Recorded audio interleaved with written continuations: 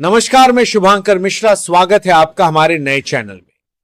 साथियों, आज मैं आपको एक ऐसी खबर सुनाने जा रहा हूं जिसे सुनकर हर भारतीय का सीना गर्व से चौड़ा हो जाएगा। एक ऐसी कहानी जो बताएगी कि कैसे भारत, जिसने एक वक्त पर अपना सोना गिरवी रखा था, आज दुनिया की महाशक्तियों को पछाड़कर अपने खजाने में सोना भर रहा है। हम बात करेंगे उस विदेशी मुद्रा भंडार की जो आज रिकॉर्ड $705 बिलियन के पार पहुंच चुका है। एक ऐसा आंकड़ा जो हमारी बढ़ती ताकत का सबूत है। हम आपको दिखाएंगे कि कैसे मेड इन चाइना का बोलबाला खत्म हो रहा है और मेड इन इंडिया दुनिया के बाजारों में अपनी धाक जमा रहा है। कैसे प्रधानमंत्री मोदी के नेतृत्व में भारत ने खुद को एक विकासशील देश से निकालकर एक मजबूत खिलाड़ी के रूप में स्थापित किया है, और कैसे जब दुनिया आर्थिक संकट से जूझ रही थी तब भी भारत ने अपनी अर्थव्यवस्था को मजबूती से संभाले रखा। लेकिन क्या ये चमकते आंकड़े सिर्फ कागज पर हैं या इनका फायदा आम आदमी तक भी पहुंच रहा है? क्या किसान की मेहनत और छोटे व्यापारी की दुकान भी इस तरक्की का हिस्सा बन रही है? चलिए जानते हैं सारी सच्चाई और खोलेंगे पूरी सच्चाई की पोल। तो जुड़े रहिए हमारे साथ, क्योंकि हम खोलेंगे देश की सच्चाई, राजनीति की पोल और लहराएंगे भारत की ताकत का परचम। इस वीडियो को लाइक करें और चैनल को सब्सक्राइब जरूर करें ताकि देश की हर बुलंद आवाज सबसे पहले आपके फोन पर गूंजे। आपको मैं एक चीज दिखाना चाहूंगा, जरा इस ग्राफ को गौर से देखिए। यह है हमारे पुराने चैनल का सब्सक्राइब ग्राफ, जिसमें हमारी वीडियो को 93.4% लोग देख तो लेते हैं लेकिन हमारे चैनल को सब्सक्राइब नहीं करते हैं। तो ऐसे में सच्ची पत्रकारिता करने का हमारा मनोबल टूट जाता है। इसलिए आज हमने सोचा कि जरा आपको हम ये ग्राफ दिखाते चलें, हो सकता है कि आपको फर्क पड़े। और यदि आप सच में हमें पसंद करते हैं, हमारी खबरों को पसंद करते हैं, तो आज आपसे एक छोटा सा निवेदन करना चाहूंगा कि प्लीज आप हमारे इस चैनल को ज्यादा से ज्यादा लोग सब्सक्राइब करें, अपना प्यार दिखाएं। भले ही ये आपके लिए एक सेकंड का काम है, लेकिन इससे हमें सच्ची सटीक पत्रकारिता करने का प्रोत्साहन प्राप्त होता है। तो सब्सक्राइब जरूर कर लीजिएगा। चलिए शुरू करते हैं। भारत का विदेशी मुद्रा भंडार यानी वह खजाना जिससे हम दुनिया से तेल, गैस, हथियार, दवाइयां, अनाज सब कुछ खरीदते हैं, वह आज तक के सबसे ऊंचे मुकाम पर करीब $690 बिलियन पर पहुंच चुका है।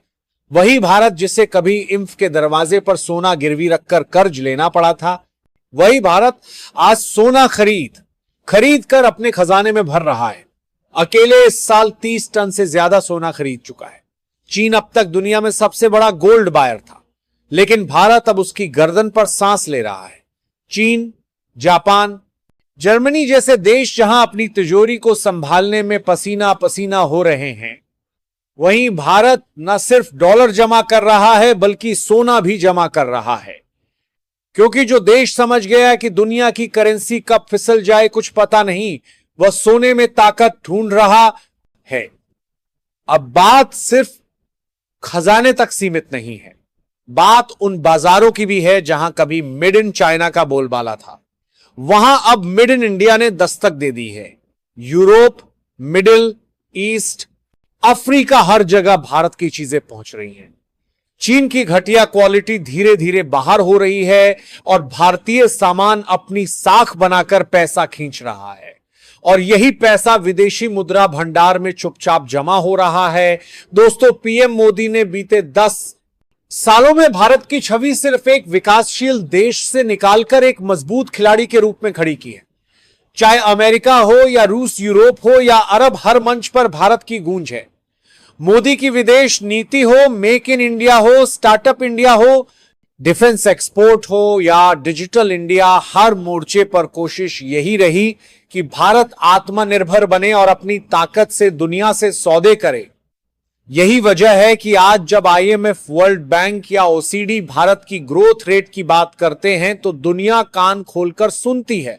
भारत ने दिखा दिया कि महामारी हो या युद्ध संकट हो या मंदी दुनिया जहां लड़खड़ा रही थी, भारत वहां भी अपनी अर्थव्यवस्था को संभाले खड़ा रहा।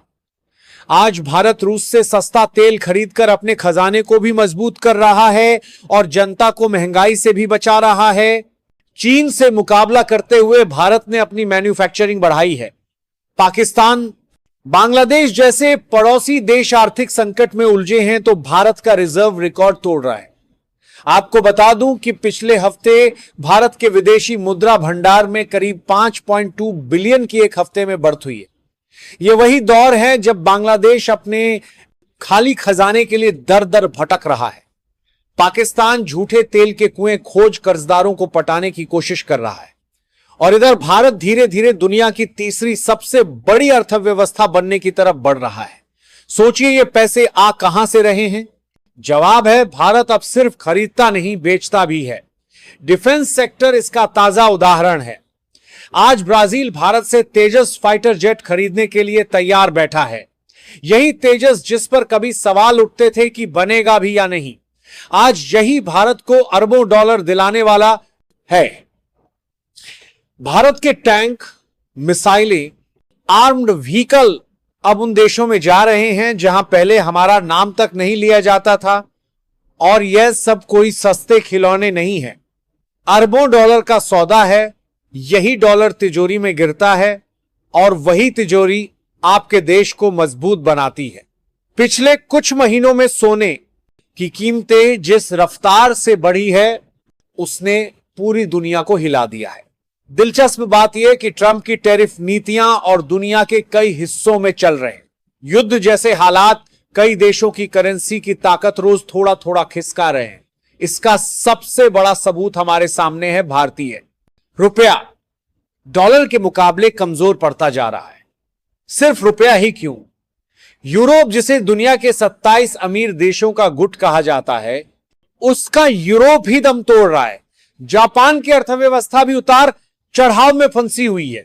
कुछ निवेशक अमेरिका की बढ़ती ब्याज दरों का फायदा उठाकर सीधे डॉलर में पैसा लगा रहे हैं, लेकिन जिनको डॉलर में पैसा फंसाना सही नहीं लग रहा, वह सब अब सोने में पूंजी डाल रहे हैं।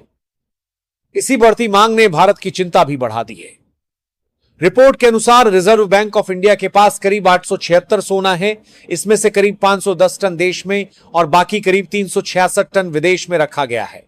इनमें से 324 टन बैंक ऑफ इंग्लैंड और बैंक ऑफ इंटरनेशनल सेटलमेंट्स के पास पड़ा है।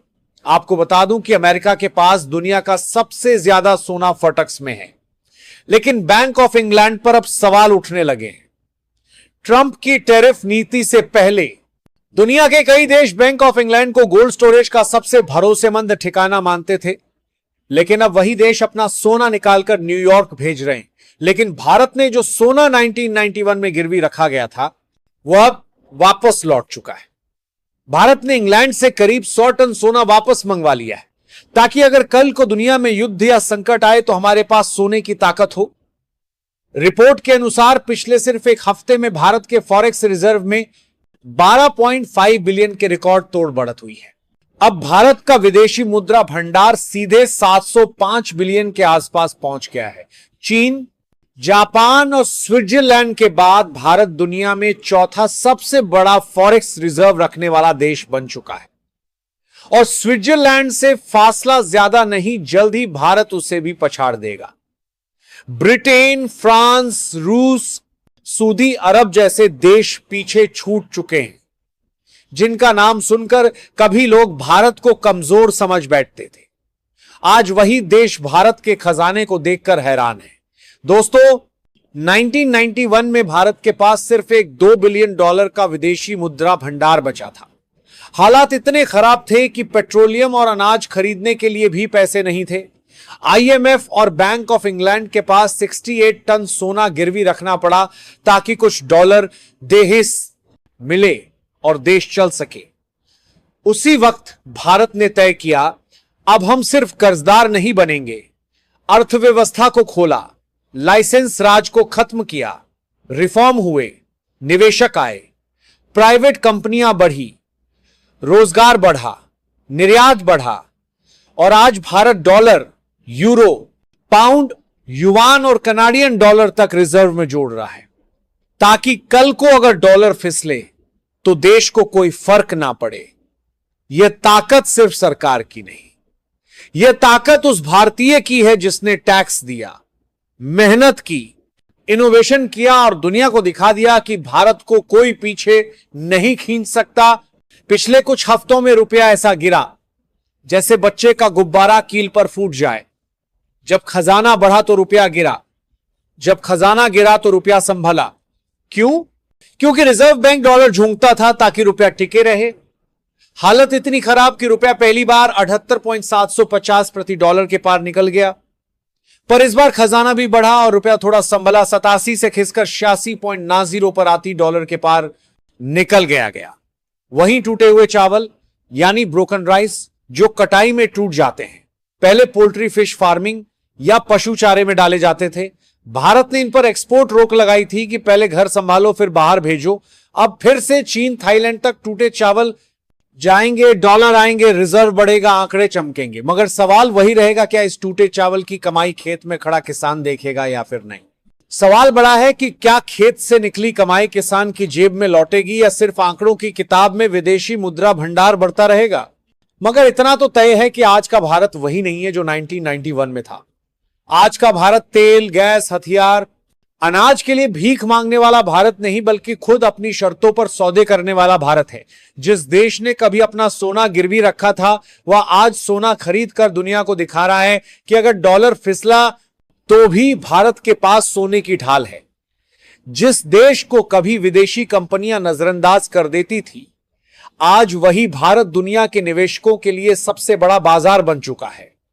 Technology, defence, manufacturing, service sector, हर जगह भारत ने अपनी छाप छोड़ी है। भारत के engineer, doctor, IT expert, startup founder पूरी दुनिया में हिंदुस्तान की प्रतिभा आज सिर उठाकर खड़ी है। और अगर इस पूरी कहानी में एक चेहरा सबसे ज्यादा उभर कर आता है तो वह है प्रधानमंत्री नरेंद्र मोदी का। जी हां, पीएम मोदी ने बीते 10 सालों में भारत की छवि सिर्फ एक विकासशील देश से निकालकर एक मजबूत खिलाड़ी के रूप में खड़ी की है। चाहे अमेरिका हो या रूस, यूरोप हो या अरब, हर मंच पर भारत की गूंज है। मोदी की विदेश नीति हो, मेक इन इंडिया हो, स्टार्टअप इंडिया हो, डिफेंस एक्सपोर्ट हो या डिजिटल इंडिया, हर मोर्चे पर कोशिश यही रही कि भारत आत्मनिर्भर बने और अपनी ताकत से दुनिया से सौदे करें। यही वजह है कि आज जब आईएमएफ, वर्ल्ड बैंक या ओईसीडी भारत की ग्रोथ रेट की बात करते हैं तो दुनिया कान खोलकर सुनती है।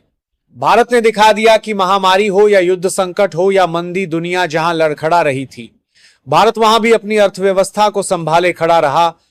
आज भारत रूस से सस्ता तेल खरीदकर अपने खजाने को भी मजबूत कर रहा है और जनता को महंगाई से भी बचा रहा है।